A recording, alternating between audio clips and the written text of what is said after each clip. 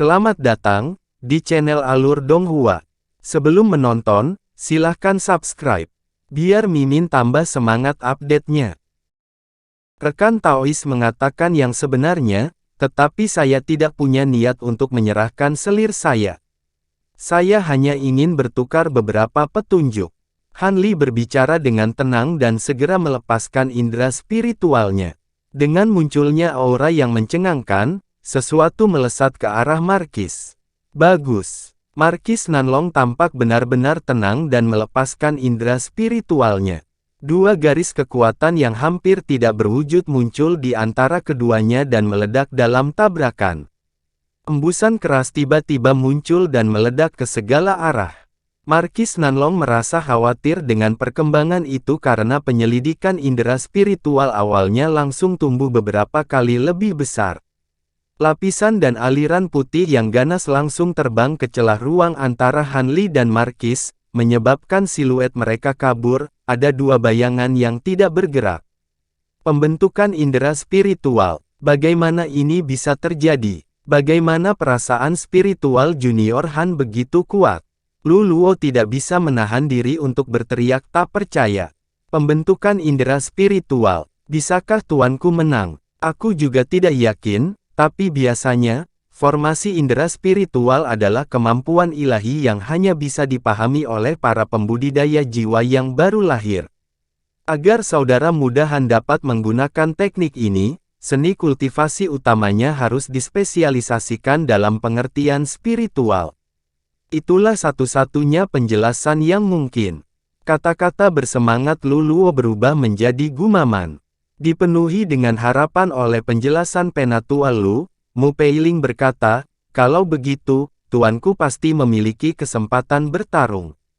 Dengan ekspresi yang berubah, Lu Luo berkata, sulit dikatakan. Ada perbedaan kekuatan di antara pembudidaya kelas yang sama. Markis Nanlong telah memasuki tahap pertengahan Naschen Soul 300 tahun yang lalu. Meskipun kemajuannya terhenti, dia tanpa ragu hanya selangkah lagi dari tahap akhir Naschen Soul. Seharusnya cukup sulit bagi junior Han untuk menang melawan eksentrik tua ini. Ketika Mu Peiling mendengar ini, hatinya yang penuh harap segera menjadi sedingin es. Pada saat itu, ledakan di langit tiba-tiba menjadi lebih padat dan angin mulai terus berputar, membentuk lingkaran besar angin putih di sekitar Han Li dan Markis. Lu Luo berteriak kaget saat ekspresi aneh muncul di wajahnya, aku tidak percaya. Junior tidak kalah. Mu Peiling sangat gembira dengan ini dan berpikir untuk menanyakan sesuatu yang lebih, tetapi serangkaian cahaya putih menyilaukan memenuhi langit. Setelah itu, guntur terdengar dan cincin angin di sekitar mereka pecah, menyapu lingkungan mereka dalam badai angin yang hebat. 100 meter dari mereka, yang lain mengungkapkan keterkejutan ketika mereka melihat badai datang ke arah mereka. Tidak baik. Lu Luo dengan lembut berteriak. Sosoknya kabur dan menghalangi Mu Peiling. Pada saat yang sama, dia menyilangkan tangannya, memanggil penghalang cahaya biru di depan mereka. Dalam waktu singkat itu, badai ganas telah tiba di penghalang mereka. Derit aneh terus-menerus terdengar dari angin seolah-olah itu adalah serangan berat. Sesaat kemudian, ada lekukan dalam yang tertinggal di penghalang. Untungnya, angin dengan cepat menyebar dan mayoritas menyapu melewati mereka. Penghalang cahaya segera dikembalikan ke bentuk aslinya. Adapun kelompok pembudidaya tentara Markis Nanlong, mereka mengangkat tombak emas mereka secara disiplin, membentuk penghalang besar cahaya keemasan di sekitar mereka dan kereta. Namun, cahaya keemasan hanya bertahan melawan badai putih sesaat sebelum pecah. Ketika embusan angin yang tersisa menyapu, para pembudidaya di belakang penghalang memegang kepala dan berteriak misterabi. Darah keluar dari setiap pembukaan kepala mereka dalam tampilan yang menakutkan. Hanya 2 selir yang selamat karena pembatasan pelindung kereta. Namun, wajah mereka pucat karena ketakutan. Mu Peiling merasakan darahnya menjadi dingin saat melihatnya saat dia mengalihkan pandangannya ke Han Li, dan terpesona. Pada saat itu, Markis Nanlong dengan dingin mendengus. Sebuah bola cahaya keemasan tiba-tiba muncul dan meledak menjadi garis-garis cahaya keemasan yang tak terhitung jumlahnya yang dengan cepat mengelilingi para pelayannya. Ketika cahaya keemasan muncul, para pelayannya menghentikan teriakan mereka dan berdiri teguh lagi. Meskipun mereka tampak panik, mereka tampaknya tidak lagi kesakitan. Setelah menyelamatkan bawahannya, Markis Nanlong mengalihkan pandangannya ke arah Han Li dan mengungkapkan kebingungan. Dia tidak percaya bahwa indera spiritual Han Li bisa menyaingi dirinya. Dalam pertarungan sebelumnya, dia telah melepaskan sebagian besar indera spiritualnya, tetapi Han Li dapat melanjutkan dengan mudah. Tampaknya mungkin indera spiritual Han Li sebenarnya lebih kuat daripada dirinya. Penghinaan Markis Nanlong telah lama menghilang dan hatinya goyah. Pada saat itu, Han Li tersenyum lebar padanya dan dengan santai berkata, "Haruskah kita menghentikan kontes? Saya khawatir saya tidak akan bertahan jika ini terus berlanjut." Dengan pemikiran lebih jauh, ekspresi Markis Nanlong menjadi santai dan dia berkata, "Haha. Rekan Taois Han terlalu merendah. Jangankan teknik Anda, bahkan indera spiritual Anda tidak kalah dengan milik saya. Mari kita batalkan kontes, kalau tidak kita mungkin akan terluka."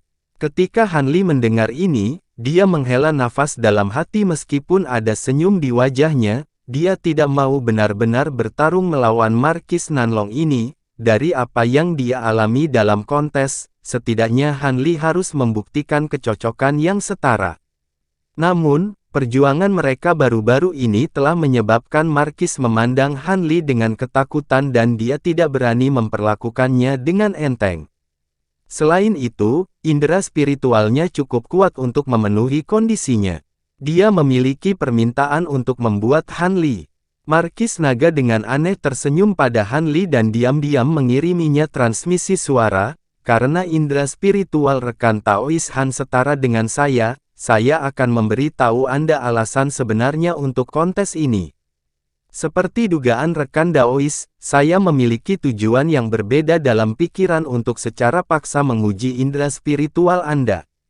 Namun, masalah ini cukup penting dan tidak nyaman untuk membicarakannya di sini."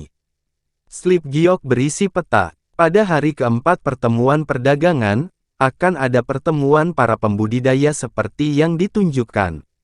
Saya akan memperkenalkan Anda kepada rekan Daois ini, dan kami akan membahas masalah yang akan bermanfaat bagi kita semua.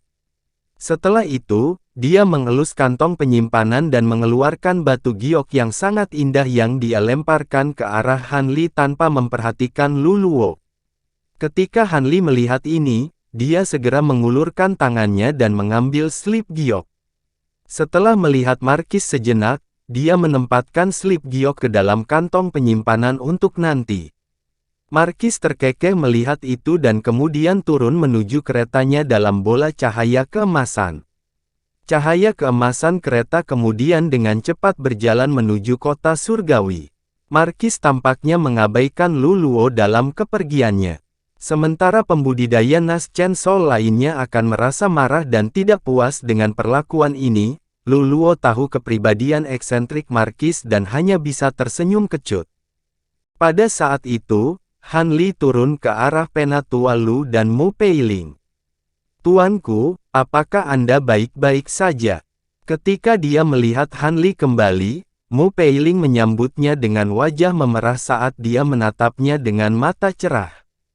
Meskipun tuannya telah bertarung dengan Markis Nanlong hanya untuk sesaat, tampilan kemampuan perkasa baru-baru ini telah sangat mengguncang hatinya. Dia merasa agak lebih menghargai posisinya di sisinya dan sedikit mengembangkan rasa aman darinya. "Itu bukan apa-apa, hanya sedikit usaha," Han Li dengan tenang berkata. Kekhawatirannya yang tiba-tiba membuat jantungnya berdegup kencang. Lu Luo memandang Han Li untuk waktu yang lama dengan kekaguman sebelum berseri-seri dan berkata, "Saudara junior, kamu menyimpan rahasiamu dengan baik. Anda membuat saya khawatir." Han Li dengan tenang berkata, "Aku tidak pernah bermaksud untuk menyembunyikan ini dari dua senior, hanya saja kamu belum pernah menanyakannya padaku, tapi mari kita bergegas untuk saat ini. Angin kencang indera spiritual itu pasti akan menarik perhatian banyak pembudidaya. Lu Luo langsung setuju, itu benar. Akan merepotkan jika ini tersebar luas. Ayo cepat menuju ke kota surgawi. Han Li berdiri di sisi gunung dan melirik tembok kota besar beberapa kilometer jauhnya. Dia dengan lembut berkata, ini adalah Gunung Soaring Surgawi.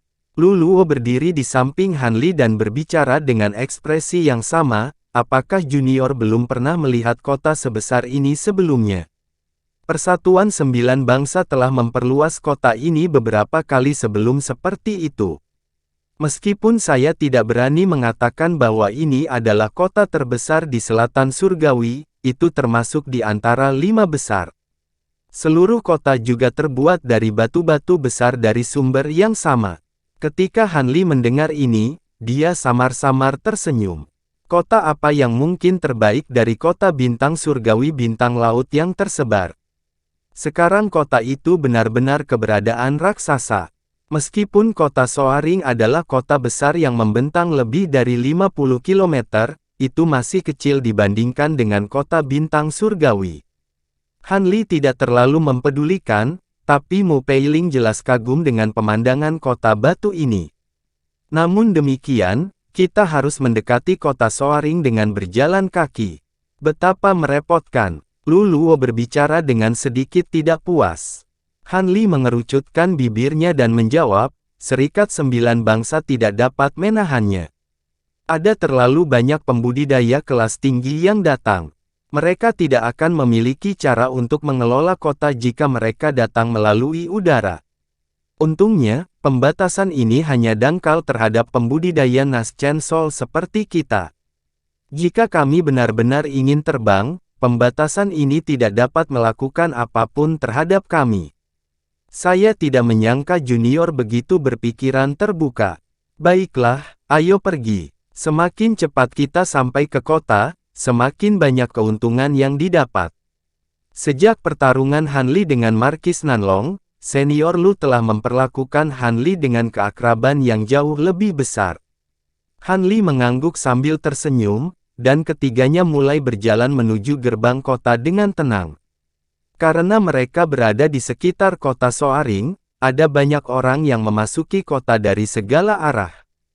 Han Li dan Lu Luo sudah menyembunyikan kultivasi mereka karena ini tidak ingin menimbulkan gangguan. Mereka memasuki kerumunan dengan kedok pembudidaya pendirian yayasan dan berjalan menuju gerbang kota. Meskipun ada pelindung dari Persatuan 9 Bangsa, mereka tidak menemukan sesuatu yang salah dari Han Li atau Lu Luo. Setelah mereka memasuki kota Soaring, mereka melihat deretan bangunan batu yang tertata rapi. Ada jalan-jalan batu dengan panjang yang berbeda-beda di antara masing-masing bangunan batu. Karena Lu Luo pernah berada di kota Soaring di masa lalu, dia menyarankan, mari kita dapatkan tempat tinggal tetap. Tidak perlu bagi kita untuk menerobos masuk ke penginapan manapun. Ada paviliun terkenal yang khusus untuk pembudidaya Naschen Sol seperti kita. Kami akan langsung menuju ke sana. Han Li mengikuti tetua Lu dengan Mu Peiling di belakangnya. Lu Luo akhirnya membawa keduanya menuju sudut kota. Beberapa saat kemudian, ketiganya melewati banyak jalan sebelum tiba di depan penghalang cahaya putih. Di balik penghalang cahaya terdapat banyak paviliun yang didesain sederhana namun tetap elegan. Ada pembudidaya lain di luar penghalang cahaya, mengintip ke dalam dengan ekspresi kekaguman dan rasa hormat. Namun, mereka tidak berani tinggal terlalu lama dan masing-masing dari mereka akhirnya pergi. Pembatasan di sini hanyalah sesuatu yang dapat dibubarkan oleh seorang pembudidaya Naschen Sol. Lu Luo menekan tangannya ke penghalang cahaya dan cahaya biru berkedip dari telapak tangannya. Dengan whoosh, penghalang cahaya putih membentuk lubang dari telapak tangan Lu Luo menyentuhnya. Dia kemudian terbang ke dalam, diikuti oleh penghalang cahaya yang menutup dengan cepat. Setelah beberapa saat terkejut, Han Li membuka mulutnya dan menyemburkan kabut cahaya biru. Penghalang cahaya putih berkedip saat kontak dengan cahaya biru dan lubang besar 3 meter segera hancur. Han Li meraih pinggang Mu Peiling dan dengan cepat membawanya melewati penghalang cahaya. Mu Peiling tersipu karena berada di pelukan Han Li dan merasakan emosi aneh di hatinya. Lu Luo tampak kagum pada betapa mudahnya Han Li menembus penghalang, tetapi ketenangannya segera kembali. Lu Luo menunjuk ke beberapa paviliun sambil tersenyum dan berkata, paviliun ini digunakan untuk setiap pembudidaya jiwa baru lahir dan murid manapun yang mungkin mereka bawa. Mereka dapat dipilih sesuka hati, tetapi batasan cahaya di sekitar paviliun menggambarkan apakah mereka sudah terisi atau belum. Namun, tidak semua pembudidaya Naschen Soul bersedia menggunakan tempat ini. Ada beberapa eksentrik yang bersedia tinggal di luar kota atau di penginapan. Seperti yang diharapkan, sebagian kecil dari paviliun sudah bersinar dengan batasan cahaya. Lu Luo menunjuk kedua paviliun yang berjarak beberapa ratus meter dan mengusulkan, "Saudara junior, mari kita pilih paviliun tetangga itu. Jika sesuatu terjadi, akan lebih baik jika kita saling menjaga." Setelah memeriksanya sejenak, Han Li menjawab, "Ayo lakukan apa yang kamu katakan." Tepat ketika Lu Luo hendak mengatakan sesuatu yang lain, penghalang cahaya putih kuning yang menutupi paviliun lain tiba-tiba terbuka untuk mengungkapkan sosok kecil. Ketika orang ini melewati Han Li dan Luo Lu, mereka dengan heran berkata, "Yi, bukan kakak Lu, saya tidak berharap Anda datang sepagi ini." Han Li buru-buru mengintip ke arah pembicara. Orang ini adalah seorang anak dengan kulit halus. Dia adalah anak naga api yang Han Li lihat sebelumnya di area suci 3 sekte. Begitu dia selesai berbicara, matanya yang cerah menoleh ke arah Han Li dan Mu Peiling, dengan ekspresi keheranan. Dengan ingatannya yang luas, dia dapat mengingat mereka berdua berada di antara finalis dari majelis percobaan pedang terakhir. Namun, Han Li sekarang hanya menggunakan teknik penyembunyian budidaya yang dangkal, sesuatu yang tidak efektif terhadap pembudidaya dari kelas yang sama. Setelah beberapa saat terkejut, bocah itu mengungkapkan ekspresi pengertian. Lu Luo dengan cepat tersenyum saat melihatnya. Sepertinya hubungan mereka cukup baik. Hehe, jadi ternyata rekan Taois Lan. Bagaimana kita awal? Anda jelas bergegas ke sini. Ah benar, ini adalah Penatua Han yang baru bergabung. Junior Han, saya yakin Anda pernah bertemu Brother Lan sebelumnya. Seharusnya tidak perlu ada perkenalan lagi. Ketika anak naga api mendengar ini, dia dengan masam tersenyum dan berkata, "Jadi memang benar bahwa rekan Taois Han memasuki sekte awan hanyut sebagai Penatua baru." Mataku benar-benar kacau hari itu.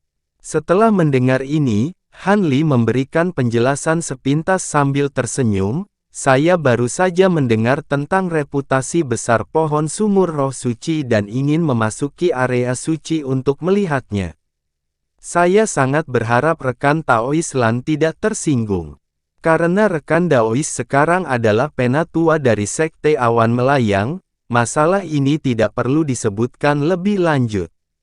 Namun, kalian berdua telah tiba cukup tepat waktu. Saya kebetulan bertemu dengan beberapa kenalan lama di Crystal Dragon Pavilion untuk perdagangan skala kecil. Bagaimana kalau kalian berdua rekan Taois datang? Mungkin Anda menemukan sesuatu yang Anda cari." Anak naga api tampaknya memiliki temperamen langsung untuk mengundang mereka dengan isyarat. Lu Luo dengan gembira berkata, "Tidak disangka akan ada pertukaran begitu cepat. Cek, kami pasti datang pada saat yang tepat." Dia kemudian buru-buru berbalik ke arah Han Li dengan ekspresinya dengan cepat berubah serius. "Junior Han, tidak banyak pertukaran yang terjadi antara pembudidaya Naschen Soul. Kita harus pergi, kalau tidak kita bisa kehilangan beberapa barang bagus. Han Li tersenyum dan berkata, kalau begitu mari kita ikuti Senior Lan. Setelah Han Li dan Luo Lu mengatur pembatasan di luar paviliun mereka, mereka mengikuti anak naga api keluar dari daerah pemukiman. Han Li telah menginstruksikan Mu Peiling untuk tinggal di dalam paviliun untuk sementara waktu. Naga api anak menjelaskan, paviliun naga kristal dibuka oleh seorang teman baik saya dari Persatuan Sembilan Bangsa. Teman baik saya telah membuat berbagai koneksi, memperkenalkan dengan orang-orang dari setiap kekuatan.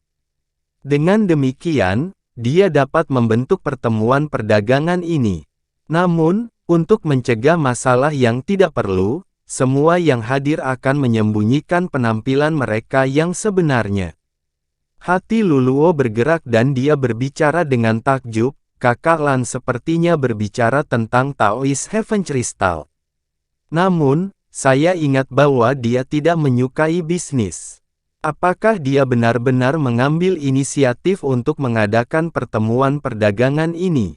Anak naga api terkekeh dan berkata, hehe, aku tidak menyangka rekan Taoist Lu akan mengetahui reputasi teman lamaku. Itu benar, sementara teman lama saya tidak menyukai itu. Ada beberapa bahan yang diperlukan yang dia cari. Saya rasa dia mengambil inisiatif untuk memulai pertemuan perdagangan ini untuk menemukan mereka. Luluo menganggukkan kepalanya, oh, jika itu masalahnya, sepertinya sangat mungkin. Saat Han Li mendengarkan keduanya, ekspresinya tetap seperti biasa. Ketiganya berjalan menuju paviliun putih di depan mereka. Tingginya 3 lantai dan semakin sempit menuju puncak. Ada tanda perak yang tergantung di gedung dengan tulisan, Paviliun Naga Kristal.